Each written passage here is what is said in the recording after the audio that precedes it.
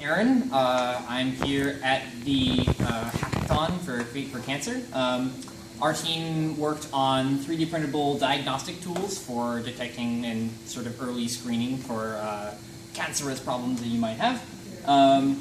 The first question you might have is, why are we bothering to make 3D printed digital diagnostics? We're doing that because they're really cheap, they're modular, they're really adaptable to different kinds of situations. You don't need to distribute them because people can print them out wherever they are. And the catchy thing about this is that we're able to take the outputs from these devices, output a digital representation of the data that they give us, and then store that in a database somewhere and track that over time as a user takes more samples of themselves. So we made two 3D printable diagnostic devices. You can see them behind me. I'll go into those in a bit. We also started working on a web app to take the data from those devices, crunch the numbers, get some interesting information out of it, and store that data so that people can sort of upload it and track it over time. It's really just a proof of concept of the point that these cheap little things can actually result in interesting trends and tell you interesting things about your biology if you do it for a long enough period of time and have good data collection. So the first thing we made was a mole self-examination kit. In this case, everybody's pretty familiar. You have moles. Sometimes moles are bad, and whether or not they're bad is determined by a number of factors, including their size, their shape, their discoloration.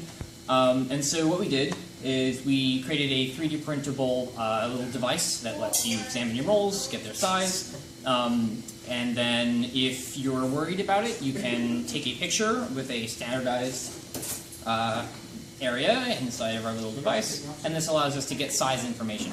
There's a bunch of apps in the App Store that do pretty much this, that take pictures.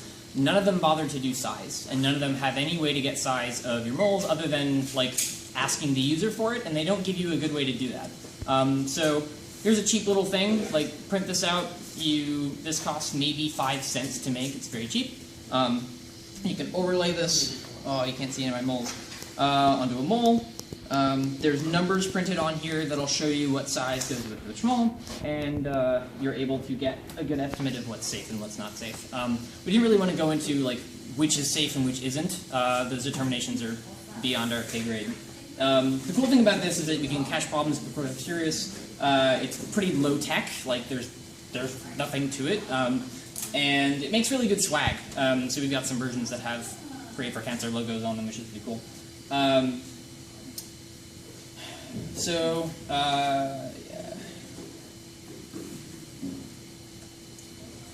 The second thing we made is a sort of colorimetric to digital assay converter. So in the quest to find out whether you're going to get cancer or at risk for it, you may turn to an assay like this, which is a strip. You pee on it, it turns funny colors, and the colors that it turns tells you something about your physiology. The problem with these is that while they detect all sorts of interesting things, they give you it in the output in the form of color. And that's really not very effective because it's very hard to store that data. You have to convert it yourself if you want to write it down. And especially if you're colorblind, like this makes it basically useless for you if it happens to fall into a range that you're not good at seeing. So what we did is we made essentially a light box that will take a picture of one of these strips, compare it to a standard, convert the color difference to a digital value, some number, and store that in a database somewhere. So this light box is pretty modular and 3D printable. If you come closer, I will show you. This is a basic thing. Top doesn't fit right now. We had some problems getting things to go together. But battery pack, 4 LEDs diffused by a piece of paper. There's a spot in the bottom where your strip goes. And, of course, a hole in the top that is roughly the right size and shape for an iPhone. And the cool thing about this is that it doesn't need to be an iPhone. Like, this top piece can be easily reprinted for an Android device, for a Windows phone, for a webcam, whatever you think is a good idea. And the other thing is that these modules that make up the device are all stackable. So there's a base plate where the strips go, has slots for them. There are these individual spacers that get things the right distance away from the camera so you can see the entire strip and get it in focus. And then there's a top plate that you can modify for the shape of your phone. And so all of this takes, a couple hours to print, depending on how you're doing it. But the idea is that by using this, we can reduce user error using these assays, and we can increase the reliability we get out of them.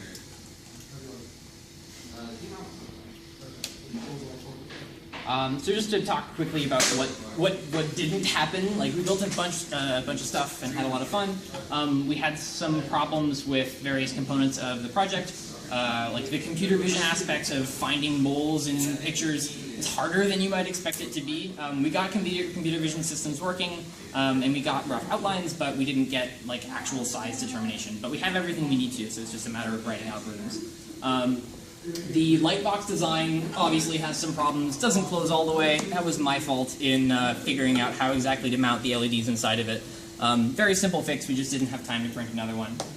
We also had, of course, trouble setting up a server. These things are hard.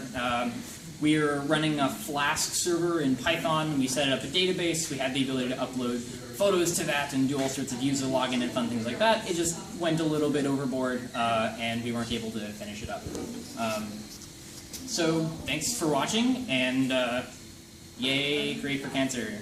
Whoever's watching this, like either you're part of it and you're awesome for hosting it, or you're thinking about doing it and you should definitely do it because it's super fun.